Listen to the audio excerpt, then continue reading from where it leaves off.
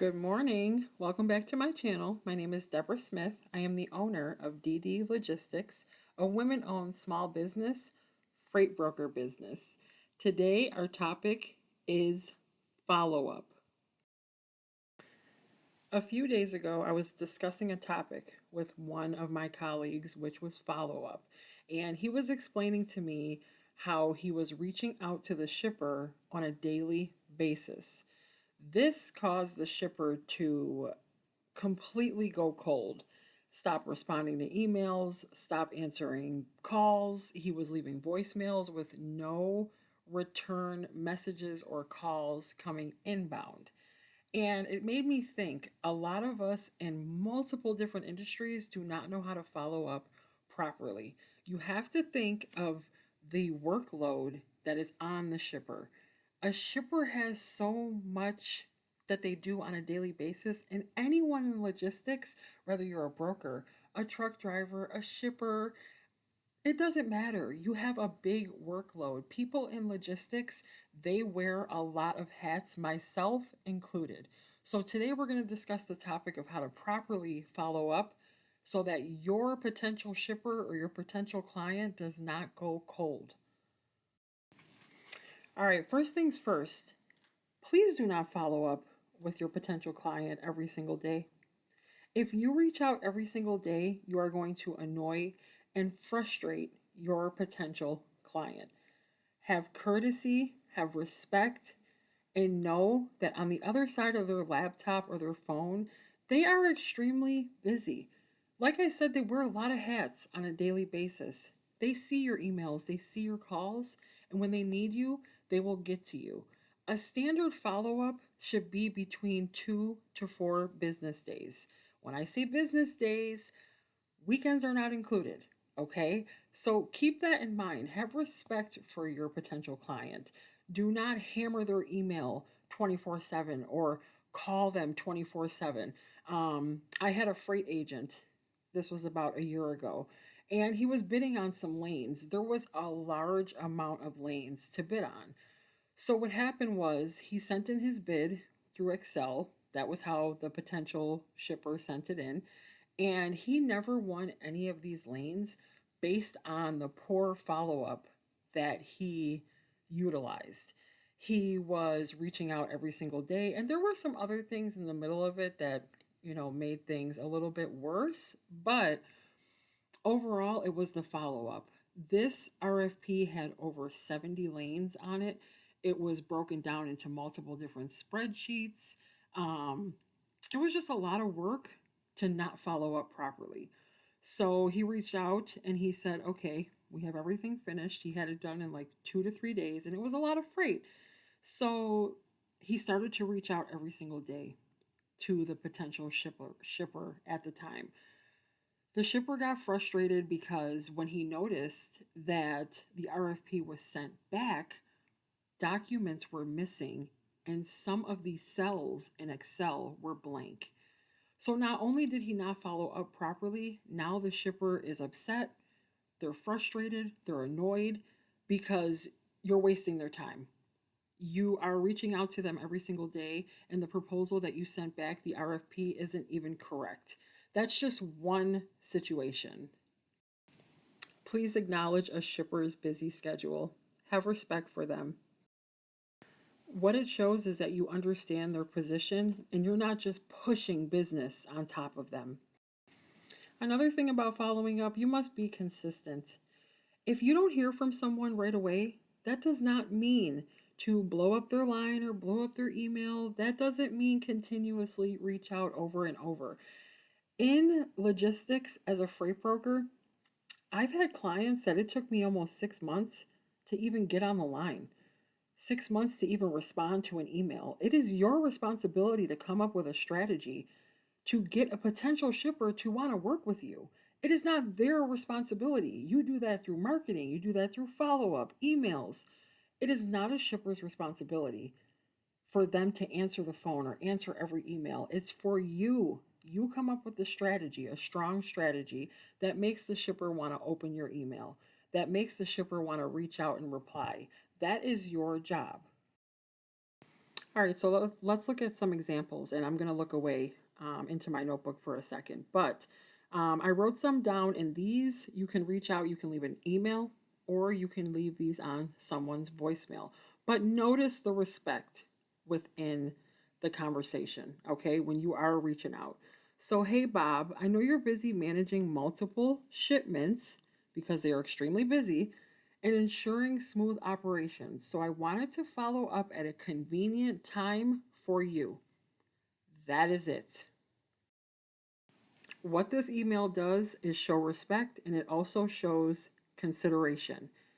What time would work for you? Not necessarily forcing a time on them, but what would work for you?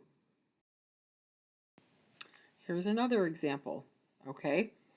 I wanted to check in to see if you need anything additional capacity wise. I can help reduce cost and improve efficiency. My team at DD Logistics specializes in food shipments. That's what I do. And I love to show you how we can streamline your shipping process. Simple, easy. That's it, okay? Here's another one. Okay, this is number 3. Would it make sense to set up a quick call this week to go over any upcoming freight needs? Let me know what works best for you. What works best for you? And another topic is coming to my mind because a lot of the times we focus on I. It is not about you. It is about you providing solutions for your customers' needs. Okay? We don't care about what you have going on personally or in business. Focus on the customer's needs. Stop using the word I. Make it about them. What time is best for you? Don't list out a bunch of time slots. People do this to me all the time. Here, pick a time slot. Pick a time slot. No, I would like for you to send me an email requesting when is a good time for me. As a broker, all the things I'm doing, all the hats that I'm wearing, ask me, what's a good time? Yeah, Friday, 5 p.m. Let's chat. I can give you 15 minutes then. You know, they don't send people a list of, here's 3 dates, pick one. That really bothers me. So that's why I'm mentioning that. I have a tool that I want to share with you because you guys know I love my tools. Number 1, I have so many tools that I love. It is called HubSpot. It is a CRM. And inside of HubSpot, what it does is it keeps you organized because I'm always calling somebody new. I'm always reaching out for cold calls. There's no way in my brain that I can remember all of these reach outs, right? So I have a CRM that helps me stay organized. I can make phone calls, I can email, but what I'm doing is I'm tracking the amount of progress and reach out that I am doing on a daily basis. But inside of HubSpot, and you can get a free monthly subscription, you do not have to pay. There's a feature where you can email a potential client and it will show you what time the customer, the shipper, opened the email. That to me is huge. If you're reaching out to a customer, you want to know what time that they're opening the email. That's a great tool, great feature, because if they're opening that email at the same time every day for 6 months, let's say they're opening it at 1 p.m., around 1 p.m., 1:15. There's a pattern there. That is kind of telling you maybe they check their emails when they come back from lunch. Or if a customer who has not responded to you in 6 weeks is opening an email between 8 a.m. and 9 a.m., there's a pattern there. Maybe they only check emails between 8 and 9 a.m. That can prompt you to pick up the phone at a certain time when you know that shipper is sitting down at their desk or they're just coming back from lunch. If you see a pattern and they're opening the email at the same time every day for 10 weeks, that might be the only time in the day when they check their emails. They might not have someone who can load a truck. They might not have someone who can process an invoice. They only come to their desk maybe 1 or 2 times a day to check their emails. Use HubSpot. Okay, I love HubSpot. There's other CRMs out there, but it has benefited me so much for building relationships, and it's a great, powerful tool for you to use. The main goal is to secure the freight. Okay, that is the main goal. Please start thinking of clients as partners.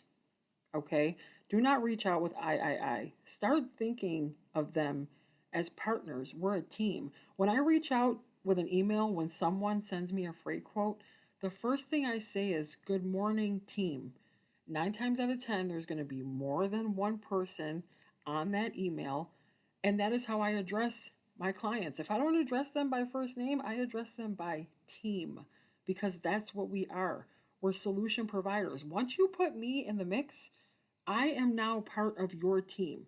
Just like you have an accountant, just like you have a material handler, just like you have, you know, whoever's in the logistics cycle. I am now a part of that team, and you need to look at this industry that way. People want to know that you're going to provide solutions, and when they hand you the ball, that you're not going to drop it. Following up is a big one. And here's a tip too: if you can follow up well, then you have good communication. And a shipper knows that. If a shipper sees the way you're following up, it means you're consistent. It means the majority of the time, 98%, your freight is on time. You're going to communicate strong.